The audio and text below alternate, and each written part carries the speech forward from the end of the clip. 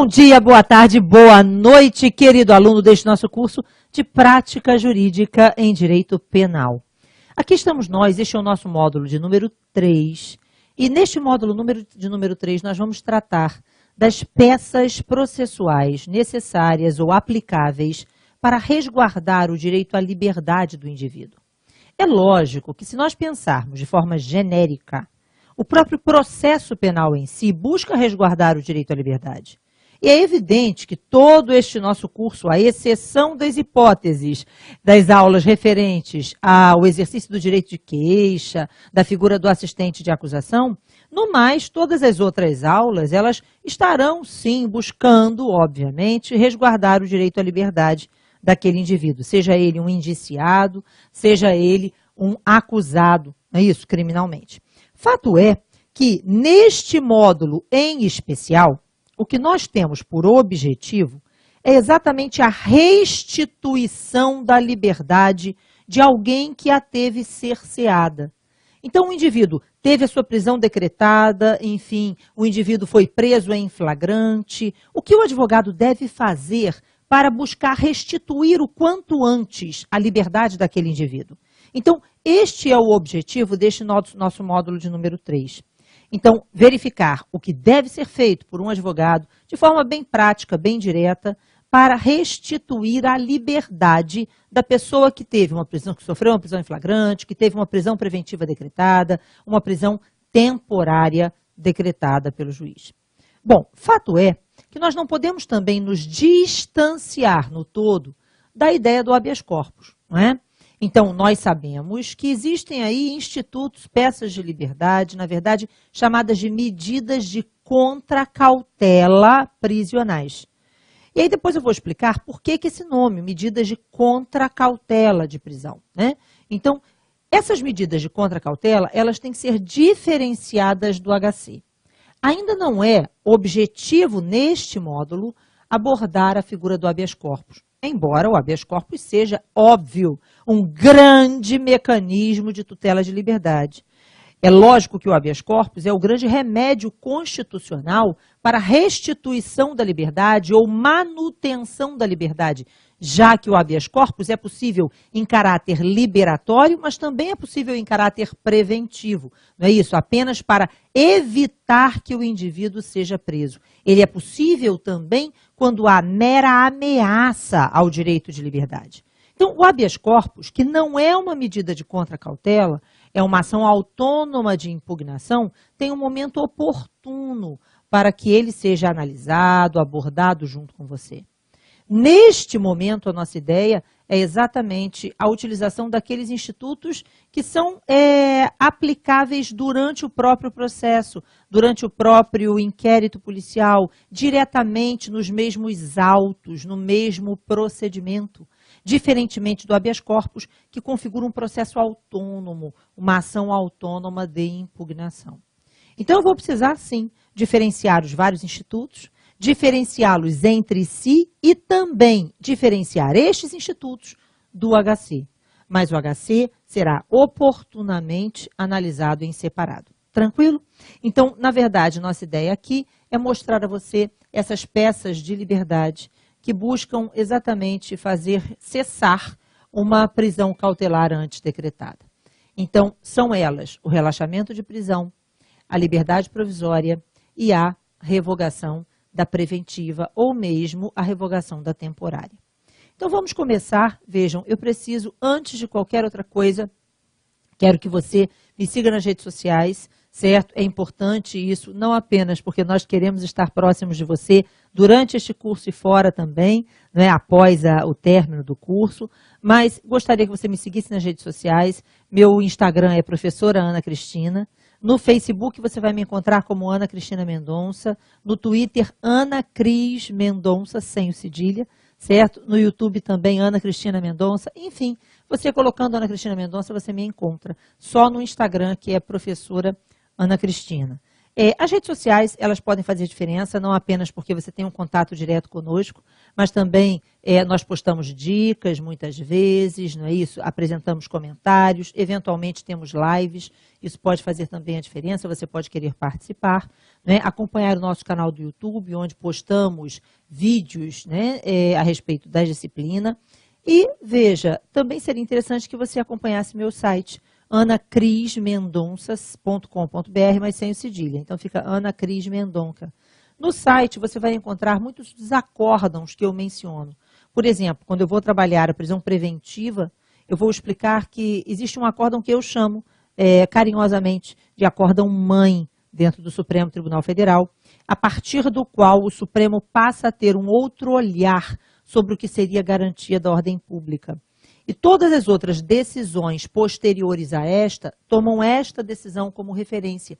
Daí exatamente eu mencionar acórdão mãe.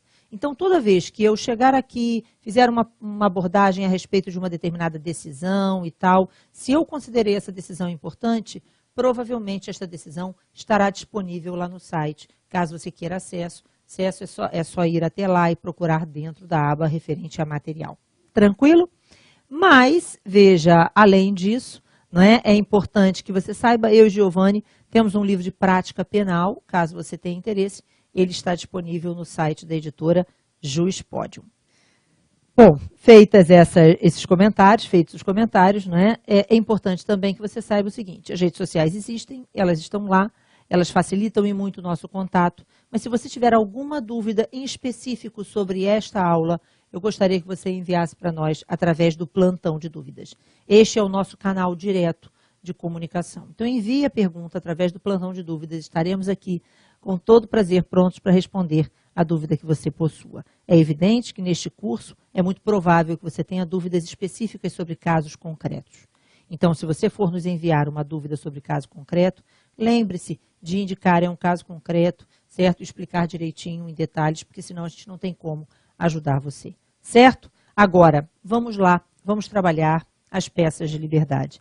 Então, antes de mais nada, gente, quando a gente pensa, não é, nessas medidas adequadas à restituição da liberdade do indivíduo, vejam, nós temos, primeiro, antes de qualquer outra coisa, fazer a distinção entre uma peça de liberdade, que nós vamos chamar aqui de medidas de contracautela. Coloca para mim, Karine. Karine é a minha diretora hoje.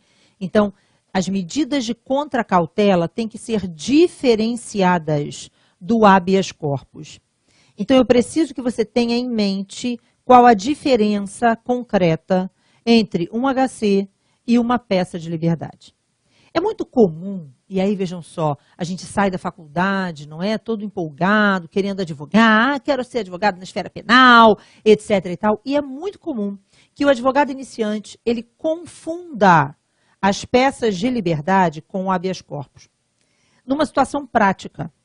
Então, eu vou te dar um exemplo para que você entenda do que eu estou falando. O indivíduo foi preso em flagrante. Ele foi preso em flagrante, e aí, veja bem, você já chegou lá na delegacia, foi chamado e tal.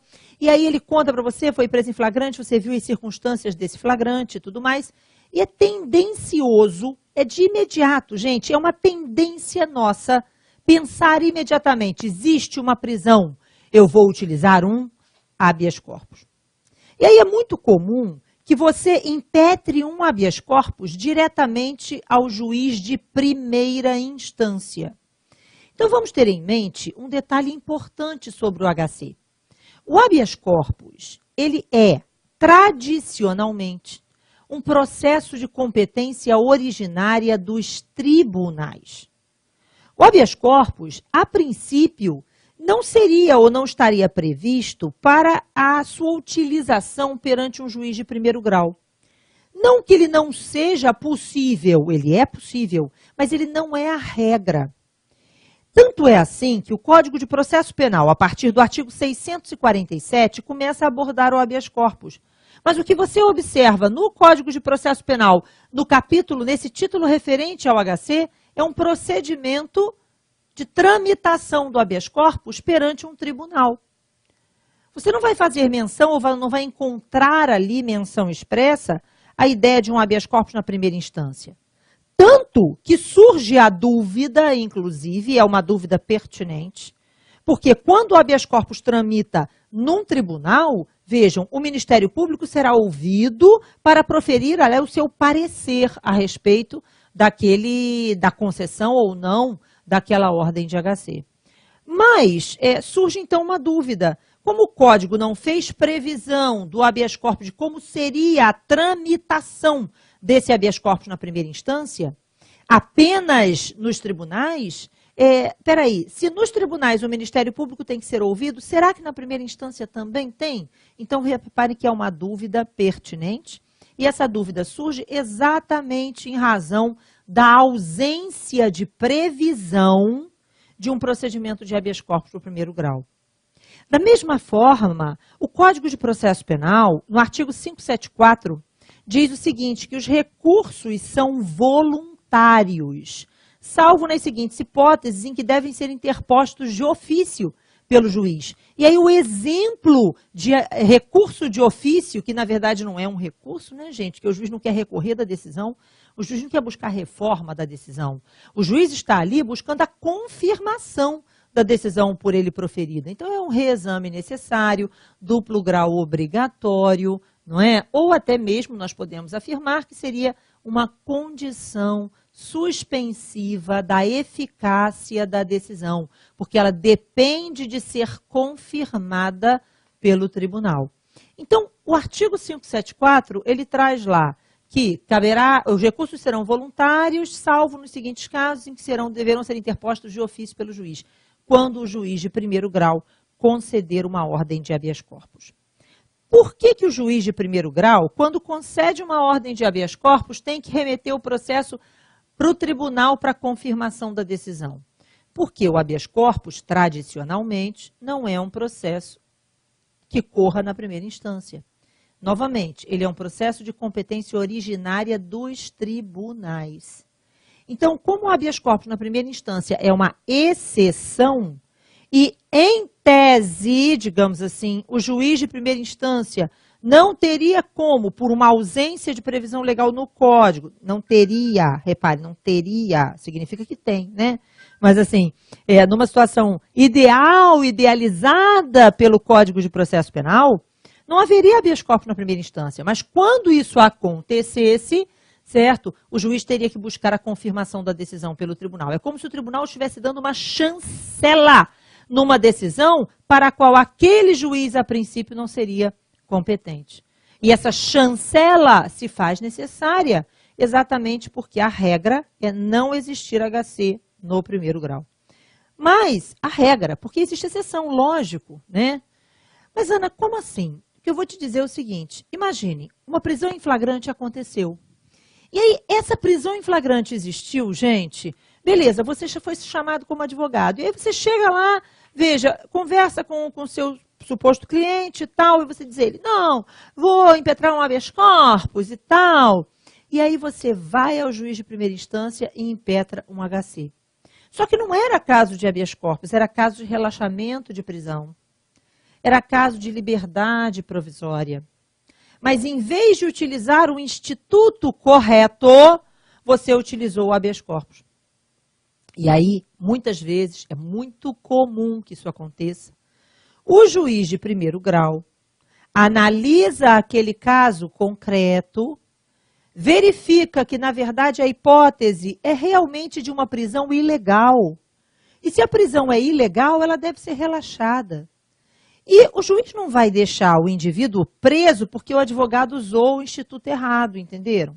O juiz vai, na verdade, aplicar o princípio da fungibilidade e vai conceder aquela ordem de habeas corpus porque, na verdade, ele está concedendo um relaxamento de prisão. Então, ele vai conhecer daquela peça como relaxamento de prisão e vai, então, conceder esse relaxamento de prisão, determinando a soltura daquela pessoa que estava presa, né? O mesmo se dá com a liberdade provisória. O indivíduo está preso, a prisão em flagrante é uma prisão legal, nós vamos observar essas diferenças. E aí vejam, era caso de liberdade provisória, mas o advogado, em vez de liberdade provisória, entrou com HC. Gente, na verdade, se o indivíduo tem direito à liberdade provisória, o juiz vai conceder. Ele está usando do princípio da fungibilidade, entenderam? Porque, no primeiro momento, se cabe relaxamento de prisão, eu devo me utilizar do relaxamento de prisão.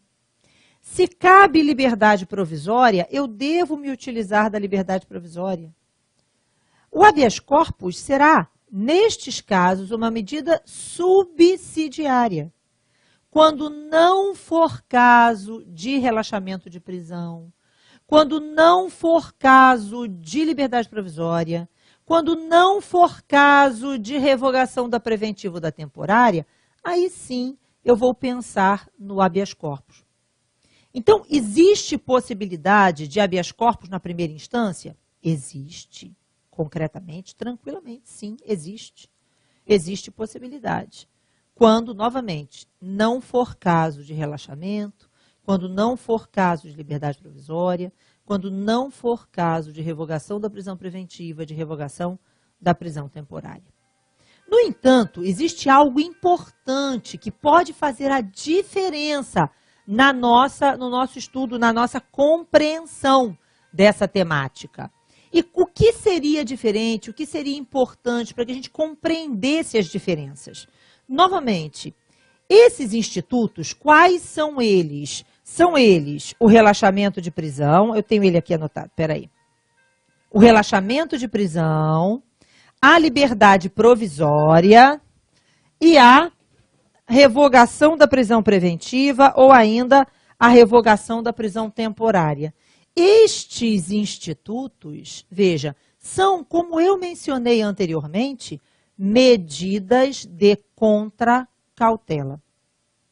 Gente, toda medida cautelar deve ter, pelo menos a princípio deveria ter, uma medida de contra-ataque.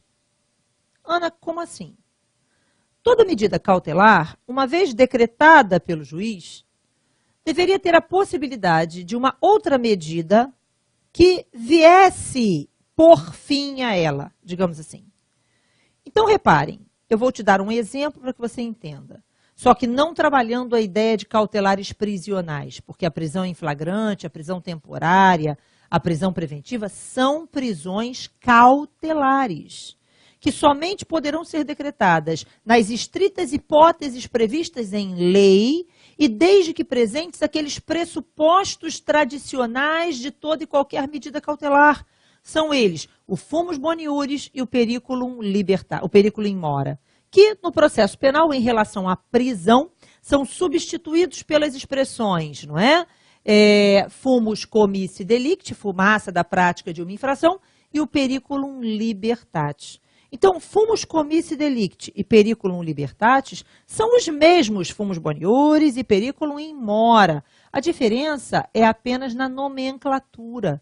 Não é? Porque realmente não pega bem, o indivíduo está praticando o crime na sua frente, preso em flagrante, você vai dizer que tem fumaça do bom direito. Se tem um troço que não tem, é bom direito. Não é? Então, na verdade, você fala fumaça da prática de uma infração, fumus commissi delicti. E o periculum in mora, não é? Que é substituído pela ideia de periculum libertatis, porque não é apenas o perigo na demora da prestação da tutela jurisdicional, é o perigo na liberdade daquele indivíduo, apesar de existirem muitas críticas acirradas e que em grande parte com as quais eu concordo, certo? A respeito, por exemplo, da prisão preventiva por garantia da ordem pública, não é? Mas, de fato, quando o indivíduo está sendo preso preventivamente por garantia da ordem pública, ele não está sendo preso, né? Porque da demora na prestação da tutela jurisdicional. Não está sendo preso porque a prisão dele se faz necessária, porque se solto estivesse, ele coloca em risco este processo. E sim, ele está sendo preso por conta de uma conduta que talvez ele praticasse se solto estivesse. Não existe probabilidade dele solto voltar a praticar crimes. Então, não estou preocupado com este processo, porque caso ele estivesse solto e viesse a praticar um outro crime, este outro crime nem seria deste processo, né? Teria um outro processo para ele. Então, o que eu quero dizer é o seguinte, nem sempre aquela expressão periculum in mora, ela é suficiente para alcançar todas as hipóteses em que uma prisão se faz necessária. Então, em vez da gente utilizar a expressão periculum in mora, a gente usa periculum libertatis. Existe perigo na liberdade daquele indivíduo.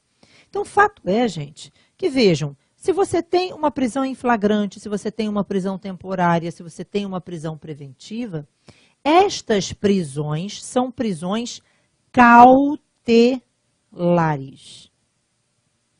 E uma prisão cautelar, como qualquer medida cautelar, deve ter uma medida de contra-ataque dentro do mesmo processo.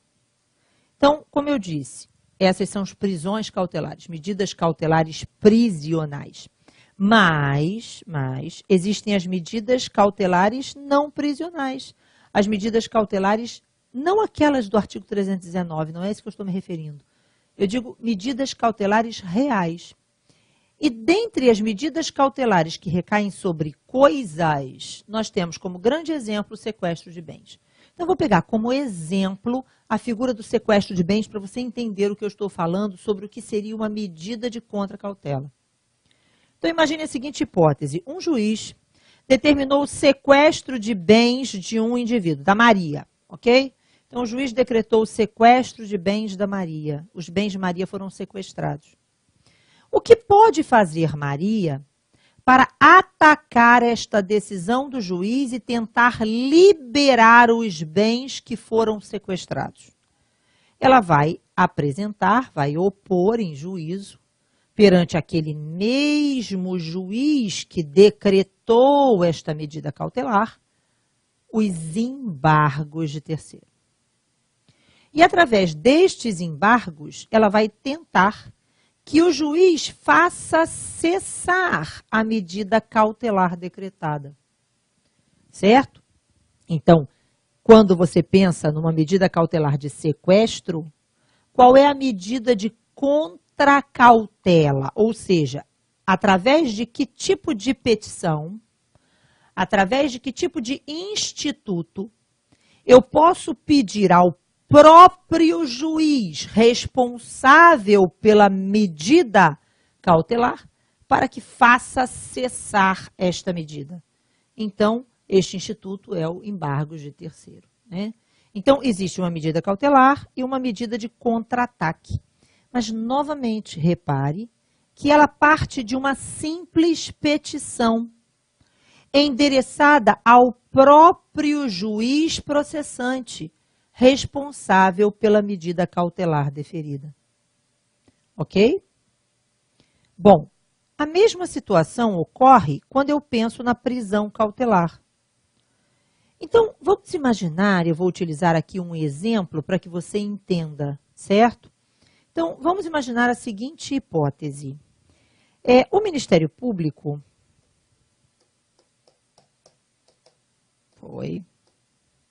O Ministério Público ofereceu denúncia ao juiz, buscando a condenação do João pela prática do crime de roubo. Ok? Ocorre que durante este processo, esta denúncia foi recebida, o processo foi instaurado.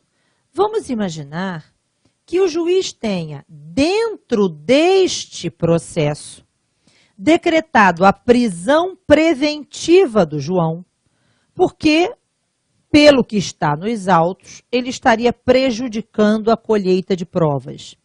Então, a prisão preventiva do João foi decretada, vejam, com a finalidade de resguardar a instrução criminal, por conveniência da instrução criminal. Detalhe, somente por este motivo, ok? Então, a prisão de João foi decretada única e exclusivamente para resguardar, vejam, a colheita de provas. E aí, repare, isso é muito importante. Preciso que você preste atenção nisso.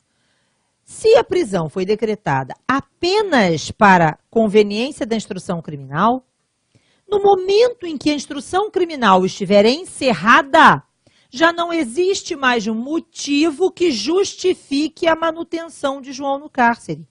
E no momento em que não existe mais motivo para que ele permaneça preso, a sua liberdade deve ser restituída. Então, reparem que, quando isso acontece, desapareceu o motivo que autorizava a prisão preventiva, o próprio João, ou seja, a própria pessoa que sofreu a medida cautelar, pode, dentro deste mesmo processo, apresentar uma petição simples. Uma petição simples endereçada ao juiz, dizendo ao juiz, informando o juiz, olha, ele foi preso, lembre-se, juiz, ele foi preso apenas por conveniência da instrução criminal. Se a instrução criminal não está mais em curso, se ela já foi concluída, se as provas já foram colhidas, não existe mais justificativa para que ele permaneça preso, então, por favor, restitui minha liberdade. Então, reparem que a petição de revogação da preventiva, da mesma forma que o relaxamento de prisão, que é a liberdade provisória, é uma petição feita pelo próprio preso, agora, através de um advogado. Então, estas medidas de contracautela são petições simples, apresentadas pelo próprio preso, mas são medidas privativas de advogado. Então, somente através de um advogado, o João poderá pedir ao juiz que restitua a sua liberdade. Ele vai endereçar esta petição ao próprio juiz responsável pela prisão. Quem vai requerer esta revogação da prisão preventiva? O próprio preso, mas, novamente, através de um advogado. Então, o que você tem é que essas petições, essas medidas de contracautela, são, gente, petições simples, dentro daquele mesmo procedimento, feitas pela pessoa que se encontra presa ao juiz, mas através de um advogado. É diferente do que acontece com o HC. Então, vamos imaginar, reparem, o João teve a sua prisão decretada dentro deste processo por conveniência da instrução criminal. Pedro. Ana, quem é Pedro? Não sei. Pedro pode ser o irmão de João, o amigo de João, o pai de João, o filho de João, um conhecido de João, uma pessoa qualquer que soube da situação de João. Pedro é qualquer pessoa. Poderá ir ao tribunal contra a decisão do juiz que decretou a prisão de João. O que eu quero através de um habeas corpus? O habeas corpus não é uma medida de contracautela. O habeas corpus inaugura um outro processo. O habeas corpus, ele não é endereçado ao próprio responsável pela prisão. Eu terei que analisar quem reformaria a decisão daquele órgão que decretou a prisão, para a ele endereçar o meu habeas corpus.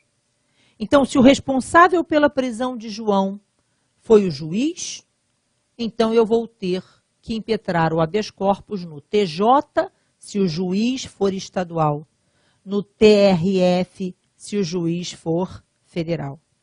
Mas eu não poderia, diante de estar atacando, se eu estou atacando a prisão preventiva decretada contra João, e quem decretou esta prisão preventiva foi o próprio juiz processante, eu não posso, com um habeas corpus, tentar soltar João junto ao juiz processante.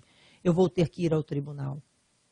Então, o habeas corpus, ele inaugura um novo processo, uma nova relação jurídico-processual. Diferentemente do relaxamento de prisão, da liberdade provisória, da revogação da preventiva, que são petições simples endereçadas ao juiz processante, o HC é uma ação que depende das condições para o seu regular exercício inaugura uma nova relação jurídico-processual com um outro objeto distinto daquele do processo principal. A medida de contracautela, ela não está discutindo o artigo 157. Ela está apenas formando um incidente dentro deste processo, no qual estará sendo discutida a prisão ou o direito à liberdade daquele que esteve preso. Quem entra com a medida de contracautela? O próprio preso, através do seu advogado. Quem entra com um habeas corpus? Qualquer pessoa, e não precisa de advogado. São medidas completamente diferentes, mas a gente volta já já.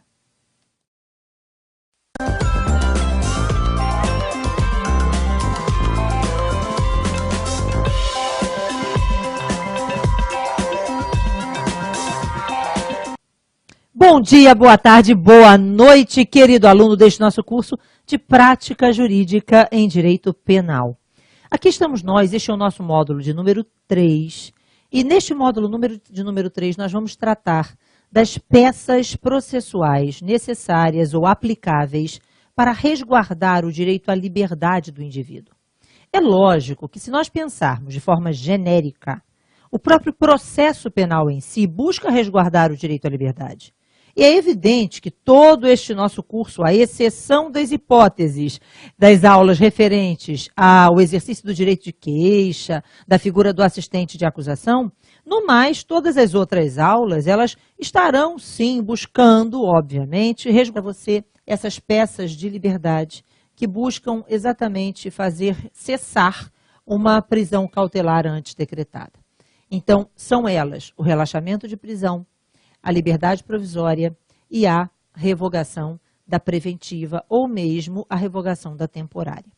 Então vamos começar, vejam, eu preciso, antes de qualquer outra coisa, quero que você me siga nas redes sociais, certo? É importante isso, não apenas porque nós queremos estar próximos de você durante este curso e fora também, né, após o término do curso, mas gostaria que você me seguisse nas redes sociais. Meu Instagram é professora Ana Cristina. No Facebook você vai me encontrar como Ana Cristina Mendonça, no Twitter Ana Cris Mendonça, sem o cedilha, certo? No YouTube também Ana Cristina Mendonça, enfim, você colocando Ana Cristina Mendonça você me encontra, só no Instagram que é professora Ana Cristina. Eu também quando há mera ameaça ao direito de liberdade. Então, o habeas corpus, que não é uma medida de contracautela, é uma ação autônoma de impugnação, tem um momento oportuno para que ele seja analisado, abordado junto com você. Neste momento, a nossa ideia é exatamente a utilização daqueles institutos que são aplicáveis durante o próprio processo, durante o próprio inquérito policial, diretamente nos mesmos autos, no mesmo procedimento. Diferentemente do habeas corpus, que configura um processo autônomo, uma ação autônoma de impugnação. Então, eu vou precisar, sim, diferenciar os vários institutos, diferenciá-los entre si e também diferenciar estes institutos do HC. Mas o HC será oportunamente analisado em separado. Tranquilo? Então, na verdade, nossa ideia aqui é mostrar, guardar o direito à liberdade daquele indivíduo, seja ele um indiciado, seja ele um acusado, não é isso, criminalmente. Fato é que neste módulo em especial, o que nós temos por objetivo é exatamente a restituição da liberdade de alguém que a teve cerceada. Então, o indivíduo teve a sua prisão decretada, enfim, o indivíduo foi preso em flagrante. O que o advogado deve fazer para buscar restituir o quanto antes a liberdade daquele indivíduo? Então, este é o objetivo deste nosso módulo de número 3. Então, verificar o que deve ser feito por um advogado de forma bem prática, bem direta, para restituir a liberdade da pessoa que teve uma prisão, que sofreu uma prisão em flagrante, que teve uma prisão preventiva decretada, uma prisão temporária decretada pelo juiz.